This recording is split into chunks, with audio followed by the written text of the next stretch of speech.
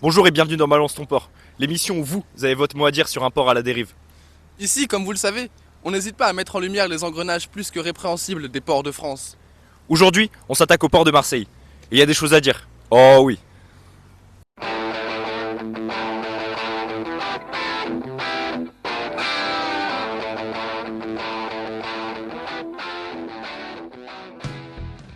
Ah, je vois une première personne, venez. Ok. Bonjour monsieur, c'est pour l'interview Balance ton port. Hola, hola, hola. Hola, habla español? Sí, sí, Ah, sí, ok, sí. ok. ¿Cuál es tu relación con el puerto? ¿Amor u odio? Sí, bueno, a mí me gusta, yo soy temporero catalán, pescador y me gusta. Hay buenos valores aquí en el puerto de Marsella. La verdad que se nota que está activo, es un puerto enorme con mucha historia y tal. Me mola, Ok. me gusta, sí, sí. ¿Cómo tiempo aquí? Pues llego aquí, bueno, yo vengo temporero, vengo unos meses, vengo aquí, pues épocas de temporada de pesca aquí en Marsella. Y nada, pues aprovecho, me hago un poco de dinero y me vuelvo para Cataluña, que vengo de allí, sí, sí. Grazie mille. What's your name? Leo. Leo. Grazie mille. Grazie mille, Leo.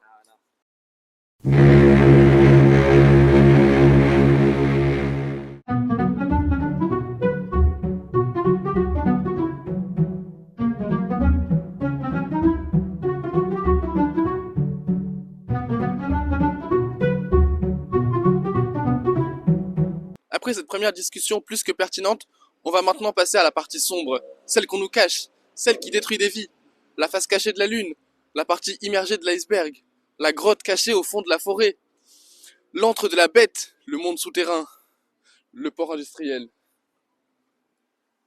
Vous allez le voir, les questions sont là pour faire polémique, pour dénoncer, pour cliver, pour choquer, pour démembrer, même pour polariser, pour dénoncer. Donc faites gaffe.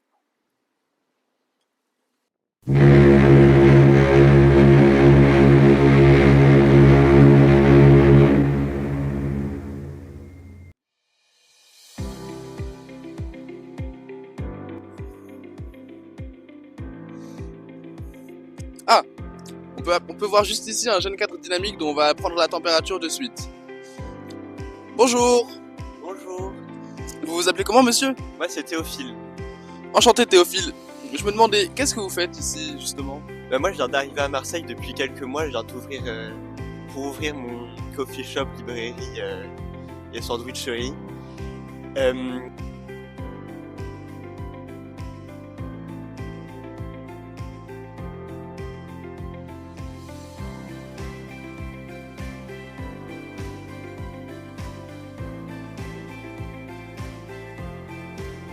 Ok, d'accord. Et je sais pas si vous le savez, mais il y a quelques années, le port là, qu'on peut voir, a été cloisonné par une grande barrière, une barricade.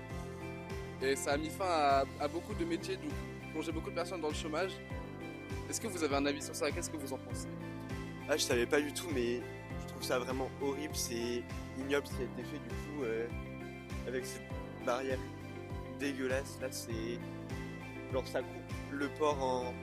Enfin ça fait une mauvaise dynamique pour cet endroit là, c'est vraiment... Je trouve ça vraiment très très nul. D'accord, d'accord, oui. Et par exemple, s'il y avait une insurrection qui visait à... Parce qu'apparemment, certains complotent dans les tréfonds de la ville. Est-ce que vous pourriez participer à, donc, à une insurrection qui vise à reprendre le contrôle du port, entrer donc pour se réapproprier cet endroit de la ville? Bah oui, ça serait très bien, mais vous savez, moi je viens d'ouvrir mon coffee shop, j'ai des enfants et tout. Ça serait une bonne idée, même si je pense que la violence c'est pas forcément la solution aux soucis, à tous les soucis comme ça. Je pense qu'il y a d'autres manières d'arriver à d'arriver à ça que d'avoir un acte violent comme ça.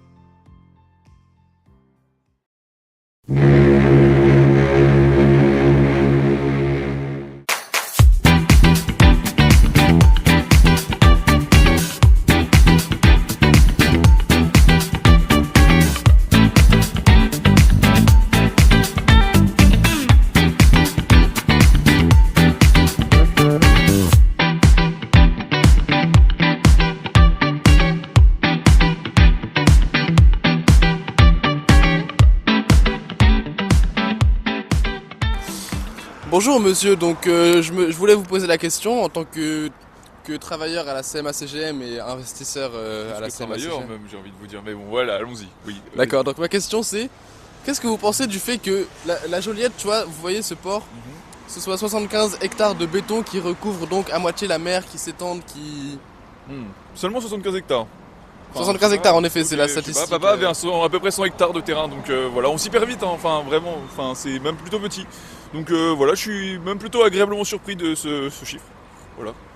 Qu'est-ce que vous pensez par exemple de tous les poissons qui ont été recouverts de béton, de toute la biodiversité, toute la terre recouverte qui ne verra plus jamais le jour? Bonne question, enfin j'ai pas forcément d'avis dessus, honnêtement, moi ça me touche pas forcément énormément. Voilà, je trouve que bon, il faut du béton quand même pour que les voitures puissent rouler, parce que bon après sur les chemins de terre c'est pas quand même évident de rouler, donc voilà, il faut quand même du béton, il en faut aussi pour marcher, voilà.